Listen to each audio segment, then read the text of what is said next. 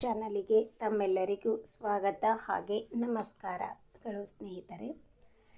ತನ್ನ ಮಗಳಿಗೆ ಇಂದು ನಾನು ಕಳಿಸಿ ಕೊಡಬೇಕು ಅನ್ನುವ ಒಂದು ನೋವಿನಲ್ಲಿಯೇ ಇರುವಾಗ ಆ ತಾಯಿಗೆ ತನ್ನ ಆರೋಗ್ಯದಲ್ಲಿ ಮತ್ತೆ ಏರುಪೇರು ಆಗ್ತಾ ಇರುತ್ತದೆ. 2 ಸಲ ಆಪರೇಷನ್ ಆಗಿರುವ ಕಾರಣಕ್ಕೆ ಅವಳಿಗೆ ಹಾಗೆ ಪದೇ ಪದೇ ಆರೋಗ್ಯದ ತೊಂದರೆ ಕೂಡ ಕಾಡ್ತಾ ಇತ್ತು.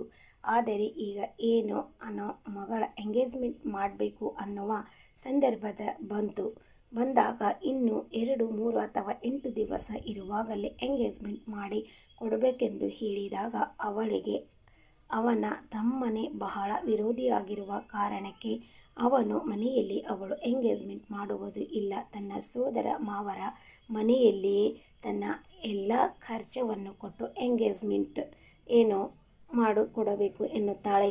ಎಂಗೇಜ್ಮೆಂಟ್ ಏನು ಹೇಗೋ ಮಾಡಿಕೊಟ್ರು. ಆ ನಂತರ ಅವಳಿಗೆ ಆ ದಿನದಿಂದಲೇ ಬಹಳಷ್ಟು ತನ್ನ ಆರೋಗ್ಯದಲ್ಲಿ ಏರುಪೇರು ಆಗ್ತಾ ಇತ್ತು. 3 ಸೋದರ ಮಾವಂದಿರು ಅವಳಿಗೆ ತುಂಬ ಸಹಾಯ ಮಾಡಿದರು. ಆದರೆ ಇನ್ನು 8 ದಿವಸದಲ್ಲಿ ಮದುವೆ ಕೂಡ ಮಾಡಿಕೊಡ್ಬೇಕಂತ ಈ ಜವಾಬ್ದಾರಿಯನ್ನು ತನ್ನ ಗಂಡನ ಕಾಕನ ಮಗನ ಅಂದರೆ ಆ ತಾಯಿಯ ಮೈದುನ ಬೇರೆ ಊರಲ್ಲಿ ಇದ್ದರು.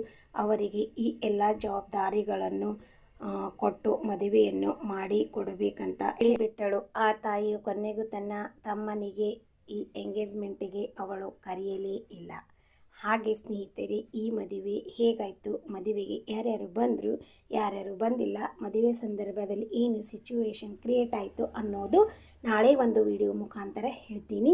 ಇವತ್ತಿಗೆ ಇಲ್ಲಿಗೆ ಈ ಸ್ಟೋರಿ ಮುಗಿಸುತ್ತೇನೆ. ನನ್ನ ಚಾನಲ್ಗೆ ಇನ್ನೂ ಕೂಡ ಹೊಸಬರಾಗಿದ್ದರೆ ದಯವಿಟ್ಟು ಸಬ್ಸ್ಕ್ರೈಬ್ ಮಾಡಿ, ಲೈಕ್ ಮಾಡಿ, ಕಮೆಂಟ್ ಮಾಡಿ ಮತ್ತು ಶೇರ್ ಮಾಡಿ. ಮತ್ತೆ ಒಂದು ಮುಂದಿನ ವಿಡಿಯೋದಲ್ಲಿ ಸಿಗೋಣ. ಅಲ್ಲಿವರೆಗೂ ತಮ್ಮೆಲ್ಲರಿಗೂ ನಮಸ್ಕಾರ, ಧನ್ಯವಾದಗಳು, ಬಾಯ್. ಮತ್ತೆ ಮುಂದಿನ ವಿಡಿಯೋದಲ್ಲಿ ಸಿಗೋಣ ಮತ್ತು ಭೇಟಿಯಾಗೋಣ.